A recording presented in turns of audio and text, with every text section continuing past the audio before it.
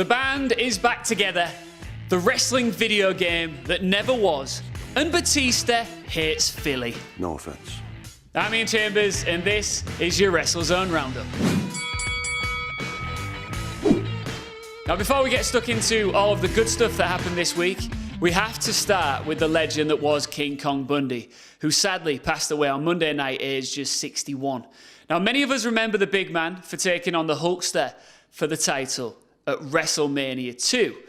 But he also made a name for himself at World Class Championship Wrestling, the AWA, and the NWA. Some of the biggest names in wrestling were quick to pay tribute to the master of the 5 count. NXT champion Tommaso Ciampa is having neck surgery this week. WWE confirmed that he'll be having an anterior cervical fusion, which doesn't sound good. Terrible timing for him because he's been absolutely flying recently, getting some real steam behind him, but this is likely to see him set back for up to 14 months.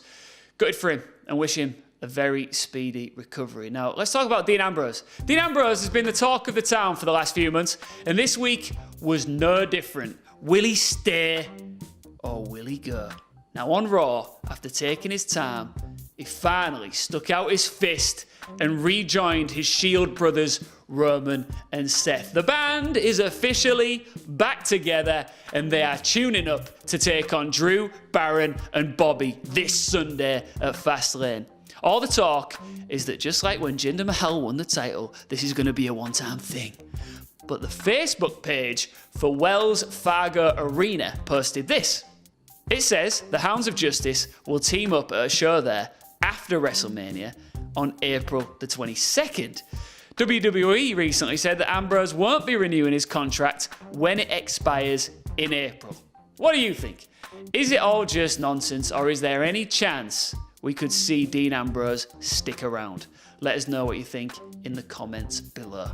Now, there have been so many fantastic wrestling video games over the years, and there's a question that I always hear, and it is which one was the best? Well, in my opinion, No Mercy for the N64 beats them all, but there have been some absolute classics over the decades, like WWF WrestleMania, the arcade game, and of course there were some great SmackDown games on PlayStation.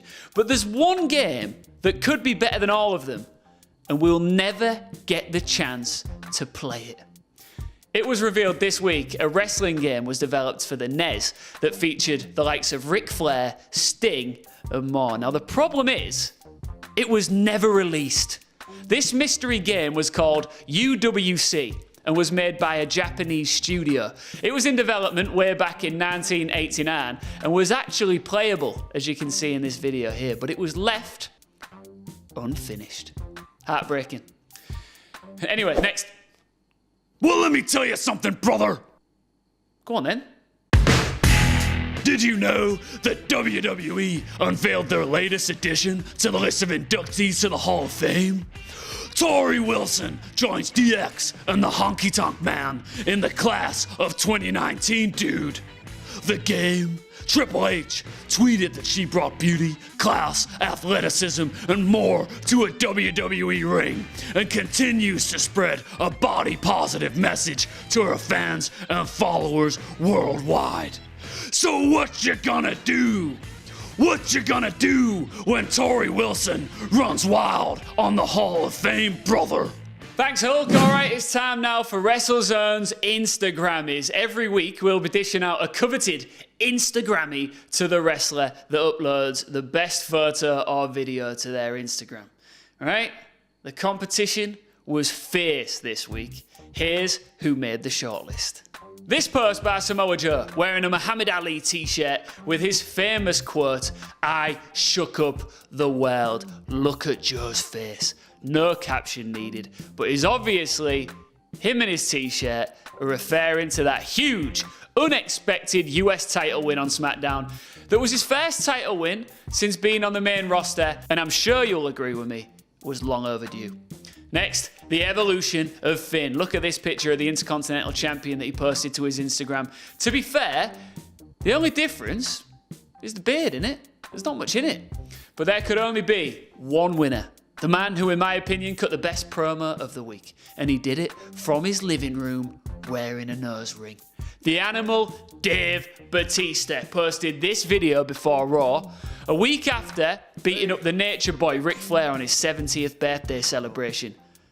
Batista says he's glad he's got Triple H's attention, and he's not scared or busy. He just hates Philly. Anyway, Batista, take it away. Because I just don't want to be there. I don't have other obligations, and I'm definitely not afraid of you. I just don't like Philly. No offense. There you go, Dave. You can add your first ever Instagrammy to your list of accolades. That is it for this episode of your Wrestlezone Roundup. Thanks for watching.